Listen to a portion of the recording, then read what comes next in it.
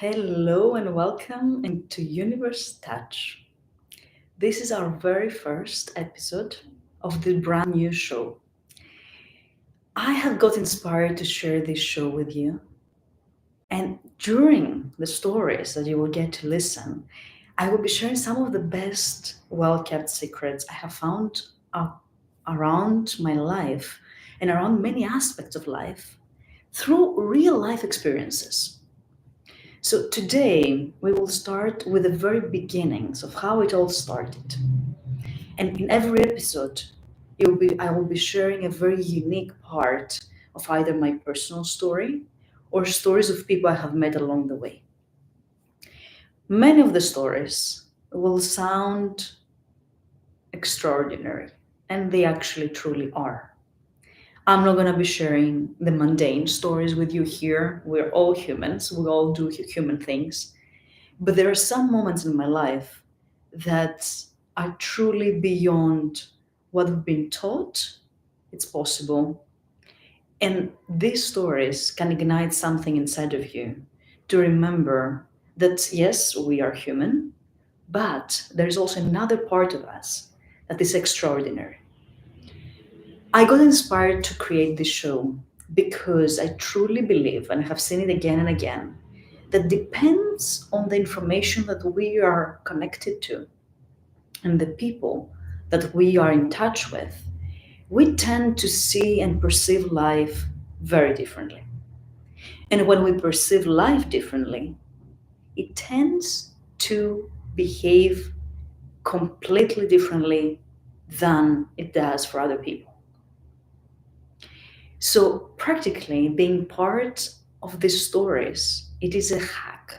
It is a life hack into allowing your mind and your heart to operate differently, to see the world through different eyes, which inevitably will start creating a different reality for you through your thoughts, through your belief system, and through what you think is actually possible, so it becomes possible also for you.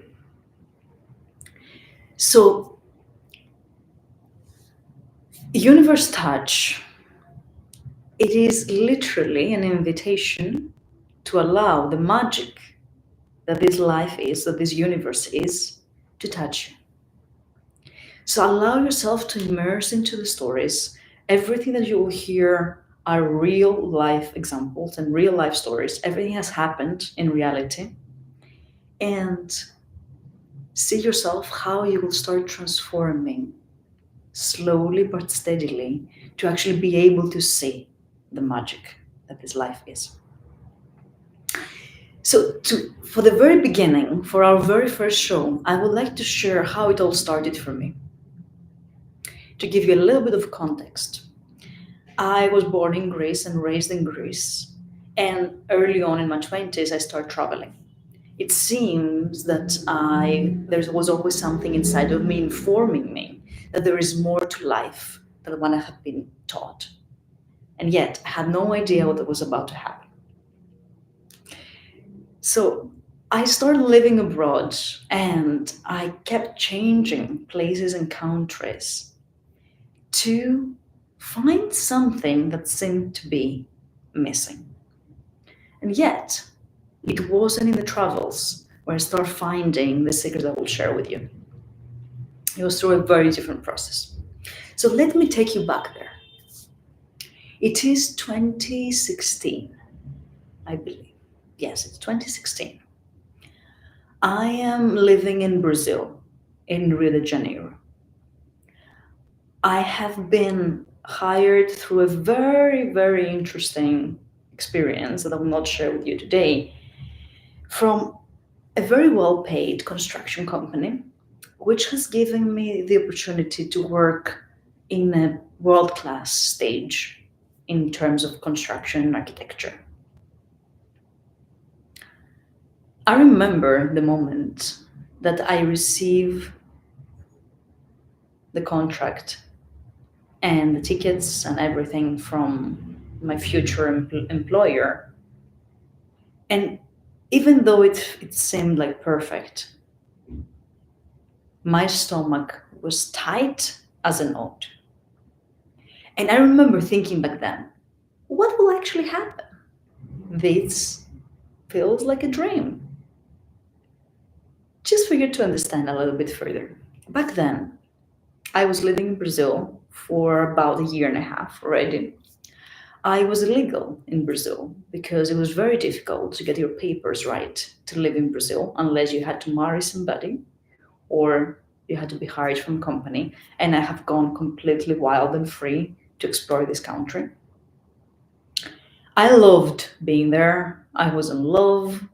I loved the country. Something was igniting inside of me. It was definitely the place for me to be. And then I was found out from this construction company. And I started working with them. I did have the intuition that something was not 100% right.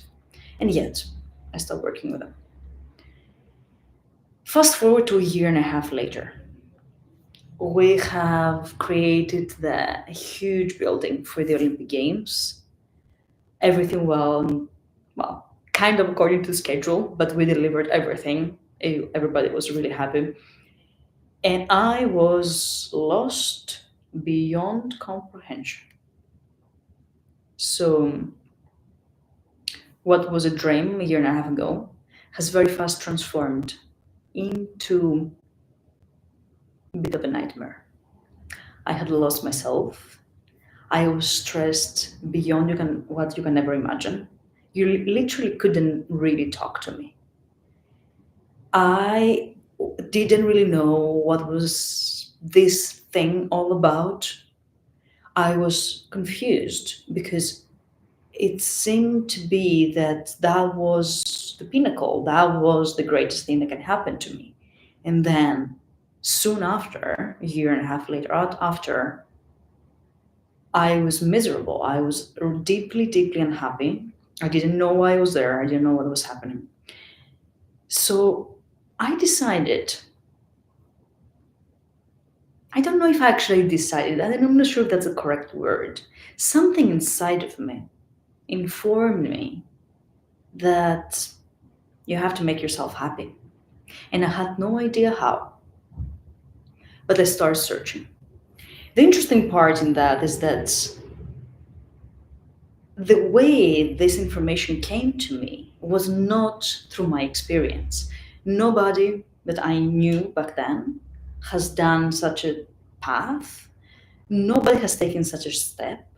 Nobody just left a high paid job in their field to go and search for happiness. That was not the concept back then. But something inside of me was very clear that I could do it. So what came into my mind was like, I don't know how, but I will make myself happy. The very first thing that happened was a dear friend of mine suggesting to me to maybe start with a meditation. So I was like, sure, let's go. I'm open to everything. I have left my job. I was completely free and I was searching. I was searching for answers. I was searching for ways. I was searching. So she recommended this apparently 10 days silent meditation that is called Vipassana. Some of you might know it. And I jumped into it. I found a way, I found a place, took a flight, went there. So the very first time I ever sat to meditate was actually in a 10 days silent retreat where you have no notebook, no phone. You cannot talk to other people. You cannot even look at them. You're completely with yourself and nothing else. And you practically just meditate. You just meditate from 5 o'clock in the morning until 8 o'clock in the afternoon, or 5, something like that, like 8 to 10 hours of meditation daily. That was the first time I ever sat to meditate. So you can imagine all the pains in the body and everything, but it was going great. For the first 4 days, it was going great. I was following the instructions. I was on it. It was happening. And then, the fifth day, if I'm not wrong, I got an idea of a project. Back then, I was literally right in the transition and really wanting to detach from being an employee and create my own thing. No idea what to do, no idea what would that be. So a project came into my mind. And for the next 3 days in a row, 8 hours a day meditating, plus some hours sleeping possibly, my brain couldn't stop obsess about this project. It was insane. I was sitting, and instead of slowing down my mind and allowing myself to dive deeper into meditation and really clean the mind, connect to the senses. Vipassana is a meditation that has a lot to do with exploring the senses so you can actually clear your mind.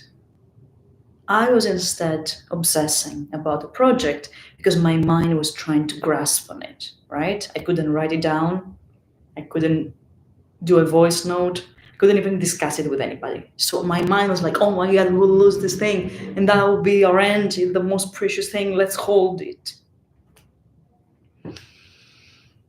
But the interesting thing that started happening together with the obsession up here was a very weird pain in my stomach.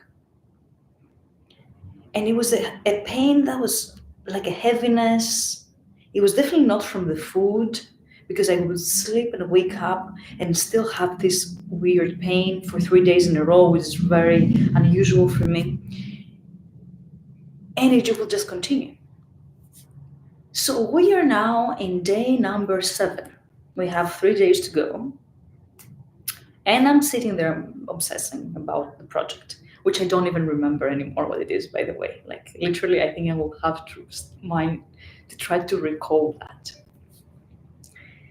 And I sat down this day, the 7th, and for some reason, I say to myself, we are not dropping out from the meditation. If you want, we can sit here and keep obsessing for another 3 days and not do what we are supposed to do, but we are not dropping out. And that day, in a couple of seconds after having had this inner discussion with myself, I'm sitting meditating and I feel like I'm spinning around real fast. I'm not moving, but I feel that I'm spinning around real fast. I feel an energy just going up to the sky. And all of a sudden, I'm the most quiet in my mind. The pain has left my body. I am fully there. And I'm truly meditating. This was the very beginning of pretty much everything. Back then, I could have never imagined how much my life will change after this particular moment. Years later, after having done a very long journey into spirituality, I end up finding the words for what happened that day. And we call it awakening. It is literally the moment that you realize that you are not your brain and you start negotiating with your brain. What happened that day is that I realized I could tell to my brain what we want to do, and we can decide together what is the best way forward. The funny part about these moments of awakening is that they create questions. So it's all great and good to be able to negotiate with your brain. Amazing, right? Like, great. But who is negotiating with your brain? So if it's not you, who is it? Or is the you different than your brain? And if the you is different than your brain, is it also different than your body? And if it's different than your body, is it also different than the other organs? And who is the you? And that is the biggest question of all mystics of all times. It starts and it just never ends. So that was the very beginning of how it started for me. Coming out of these 10 days, I had no clue what had really happened. I did feel that there was something very important that happened in that moment. I had no concept whatsoever of what this could be. Actually, back then, I had nobody who was so experienced or deep into spirituality to be able to give me a kind of idea of what the hell happened. But it did feel that there was something important there. Many years later, I realized the second layer also, beyond the moment of awakening, which is the negotiation with the brain. There are moments that we are able to raise our energy in such levels that we alter the quality of our soul. Some people call it walking, some others call it activation. There's many different ways of seeing that, and depends on your worldview. You might be thinking about it differently. But undeniably, there are moments in time through very strong positive or negative situations that something fundamentally changes and you're just never the same. There is before and after. And that's what happened for me. Right after getting out of this 10 days meditation, I start applying the practice, of course. And the real journey of removing all the layers that were not me, which were a lot back then, started right there.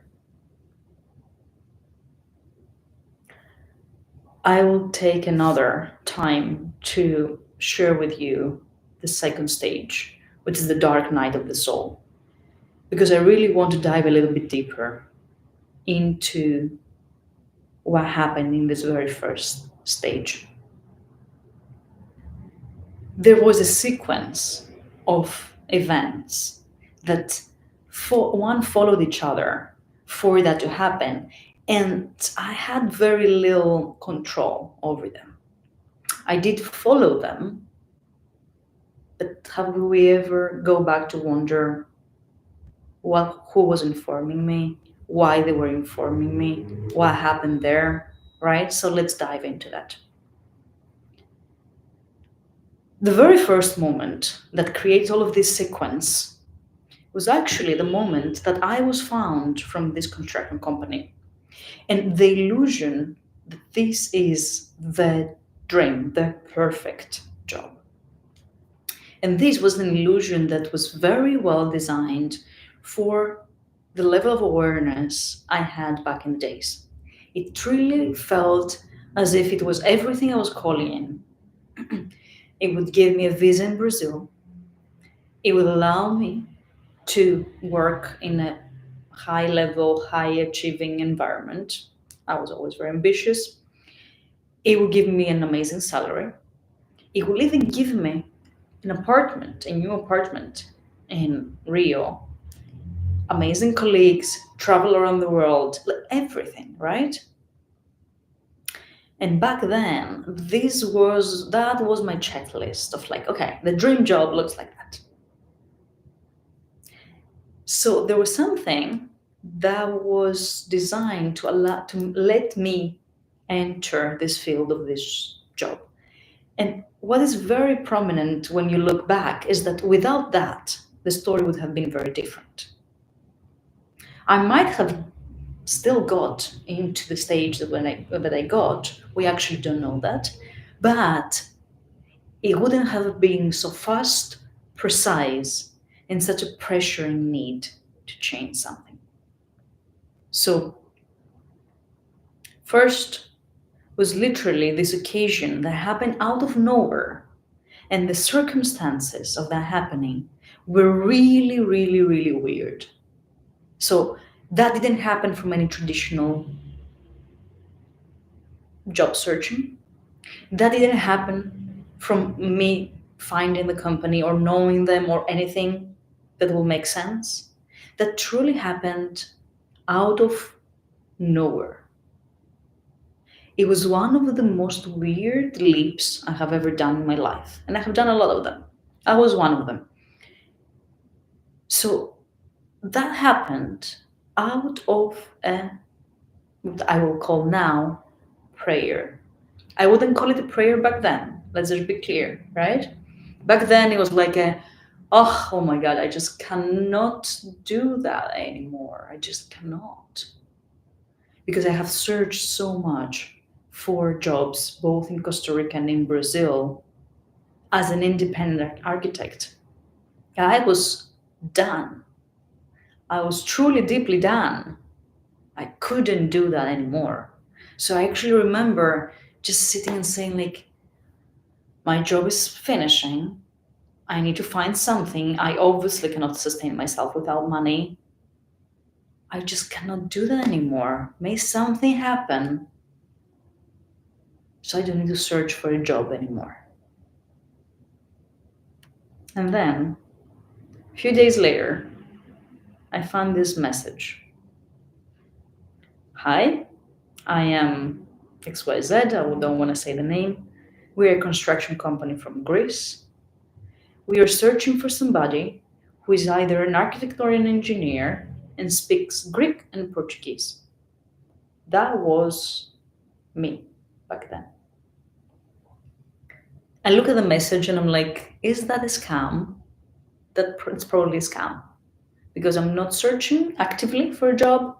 This is not a job platform. Which company from Greece is doing Olympic Games in Brazil? These are like huge projects and they usually only contract local contractors.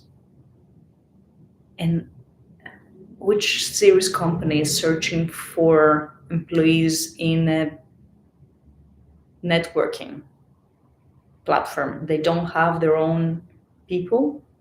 They don't have any official recruiters. Like, seriously? So I really thought it was a scam when I received this message. Back then, I was believing very little in the magic of UniVerse. Remember that. I was a hustler. I had learned that you try and try and try and work head down, send 100 CVs, 300 CVs, one will catch. You will go work as much as you can. That's it. That's life. Hustling. So I never thought that this could be like, oh, the universe is sending some magic to me. Let me just grab it. That was not it. I was like, okay, I am being scammed. Let's see what is the scam of the day. So I'm at least aware of how people are trying to catch others. That was my mentality back then, right? So I responded just to see what will be the scam of the day. And they came back offering me to do a Skype call. I was like, they're taking it very seriously, these scammers of the day. Let's see how where they're gonna take it, right? Like that's interesting. I wasn't expecting that. I was expecting give me your bank account and I will send you 10,000 K and things like that. These were the scams of the day. And we got into a Skype call, and I get in front of a young lady like me, very gentle, very kind, explaining me everything, and start feeling that this might be a possibility, and they might have been searching for me. A few weeks later, maybe not even a month, I was meeting with the boss of the company in Rio de Janeiro. We had a very good connection. It felt all really aligned.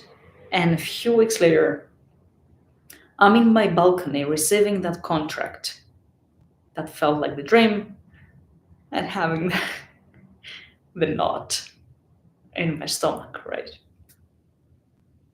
So that was the very first unusual occasion that brought all the story afterwards. And many times I like to go back and actually track the very beginning of a sequence of events, because it gives you many times the hint of what is this whole cycle that you're entering, and how both your decisions and the universal forces were conspiring, literally, to bring you to your next step. And when you start seeing your story like that, reality starts being very, very different. Because you start seeing that, first of all, you're not alone. Second, yes, we take decisions, but many times we are presented with them and we just choose. Who's choosing beyond us? That's a great question. So, first, this very unusual job search, which came from the deep prayer and which came from a deep sincerity that was informing myself that, like, this profile of mine, of the hustler, has worked until now. It got me into Costa Rica, into Brazil, amazing. But I don't think I can continue like that. That's what I was saying back then, right? Like, it didn't feel like that, but that's what I was informing the universe with. Then, very, very unusual job just lands on my feet, which fits perfectly the concept that I have of a dream job. So I take it, obviously. I don't even think about it the second time. I take it. I do get the intuition that something might be a bit different from what it looks like, but I decide to ignore it. I ignore it. I enter the process. I go deep into it. I overwork myself, overstress myself, just go above and beyond my limits. I did learn a lot, so don't take me wrong. But it also took me way out from who I would like myself to be. And that is late 20s. So it's literally right on the stage that you start thinking, like, okay, this is my life, I'm growing, career, da da da da. And then you take the steps that you think is the next step on the ladder, and the ladder falls on your head. And you're like, okay, that was not the recipe. I haven't given any other recipe, so I have no idea what is the recipe actually. And then you start searching. And the searching period that comes many, many times in our lives, that was just my first conscious one, or semi-conscious. It always comes from a realization that this is not it. So why is it? And oftentimes, our environment cannot inform us about other options because we don't have the references. Back then, we didn't even have so much access to information from the internet. But even if you do have, you're not searching for things you don't know. You're not seeing things you haven't somehow related, right? So even though the information is there, you are cut out from bubbles of information. Everything is there. People know about everything. All of us together know about all the information in the world. But in different stages in life, we don't have access to all of that. Not because somebody is keeping it from us. It's because we are not ready to see it. So the seeking starts. And the seeking is always the very first path. If you use tarot, for example, the very first card is the Fool. And that's for a reason. The Fool is a young boy, followed by a little dog, going out in the world and very happy and excited with very little baggage on their back, and they're just about to fall from a cliff, but they have no idea about it because they don't have the experience. But they have the courage, and they have the excitement, and they have the young spirit, and they're like, I'm going out, I'm doing that, and life is gonna be great. Then life comes and with everything, but that's the first moment. This is the energy of the initial seeker. It does change over time, but it seems that after every cycle, whenever a cycle is complete and you end up being the magician energy, you go back into the Fool. So it's an endless spiral, practically. And the Fool will always start believing that it will be perfect. The Fool will always start by thinking they know everything. The Fool will always start by, sure, let's do it, because it needs this energy in the beginning. And that was me. That was me back then. The moment this idea about happiness came into my mind, I start searching so much. The Vipassana that I just shared with you was just the beginning. And it was a very concrete and specific beginning.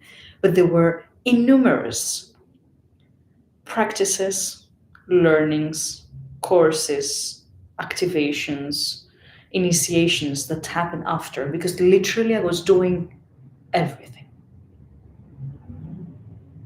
Because the second part of the negotiation with the brain that I just told you was that I start entering a part of life or a state of life or an understanding of life that nobody has told me about before. It felt completely new to me. Who would have known that these ancient teachings for ages? But anyway, it felt completely new for me. And I had the sense I'm entering into Wonderland.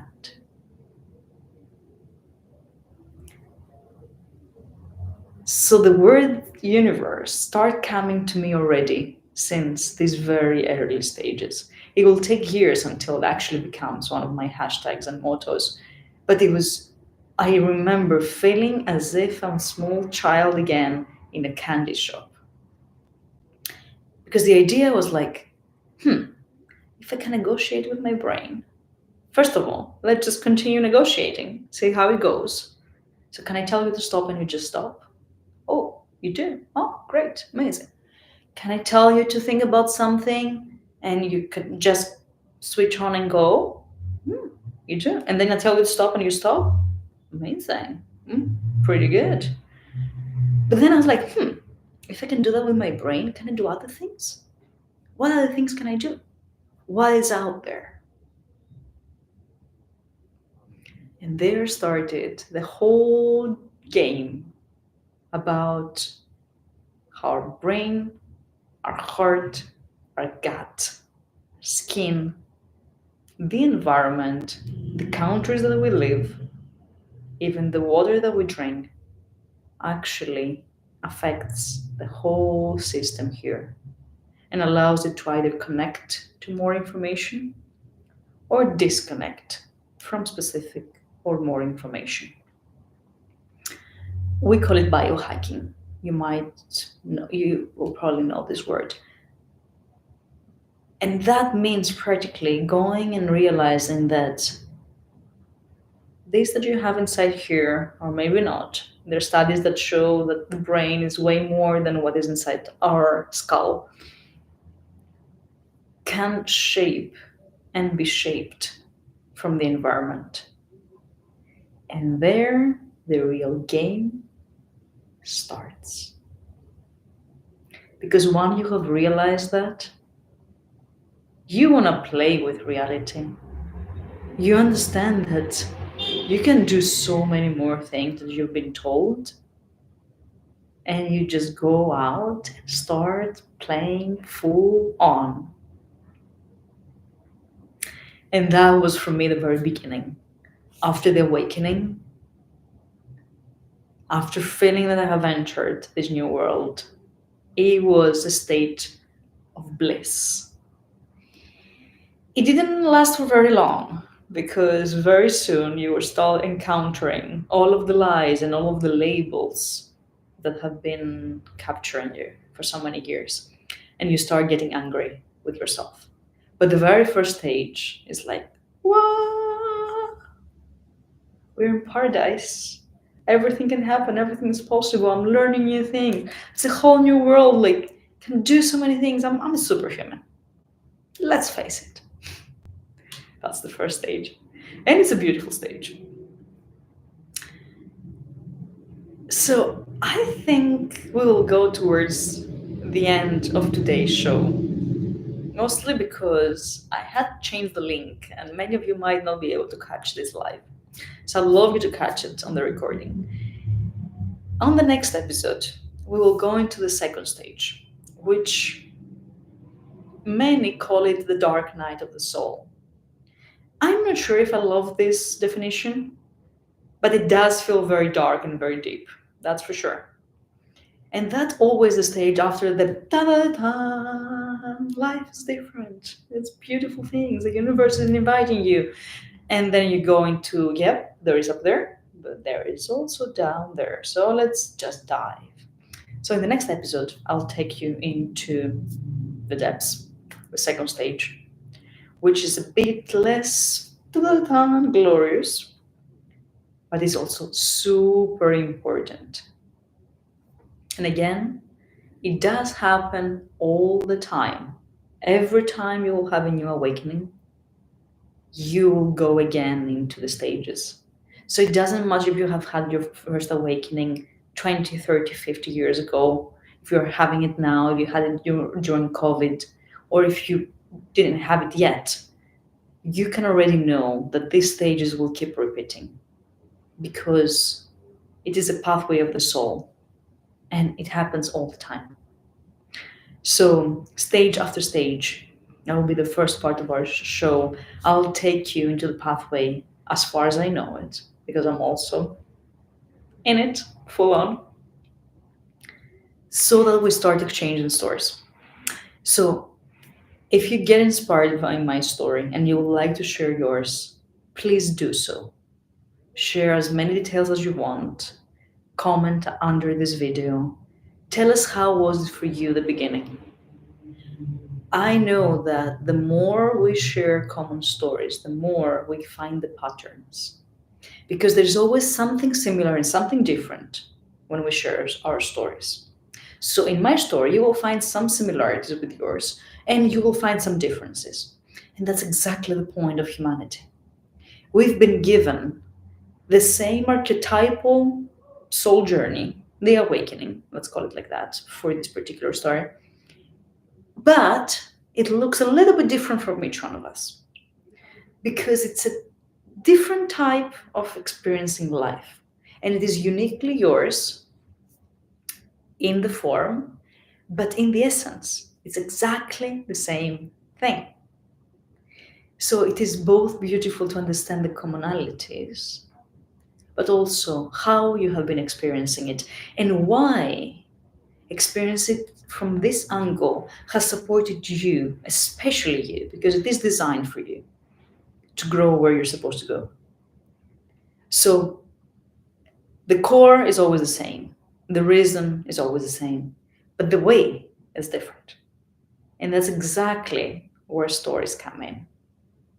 So I'm sharing here my stories. And I'm sharing my stories because they all tap into things that are very little discussed, especially through real life stories. We have a lot of teachings upon them, but we don't really get to meet the human and ask them, how did that happen for you? How did it feel? How was it after? So I'm coming here sharing that part with you because I have the sense that the more we get in touch with these incredible stories that transform us so deeply, something inside our soul will remember that this can happen faster, more effortlessly, and for more people. And when this starts happening faster, more effortlessly, and for more people, We will start as humanity, moving in exponential ways. We actually, right now, we actually don't know how it is when we as humanity become exponential. We have glimpses. Many of us have memories, myself included, of how this can feel like. But experiencing it while you're alive, oh my God. So, are you up for that? I'll say, let's do it. Looking forward to hear from you. If you have any questions, please let me know, either here or in my social media. You can find me almost everywhere as Aelia Kos, AELIAKOS, Facebook, Instagram, LinkedIn. These are the main three that I'm using. If you want to be surrounded more by these stories and by these people, we're hosting some incredible spaces for that.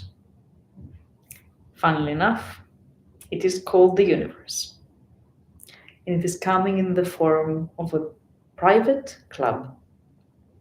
And that's mostly because these stories are very precious.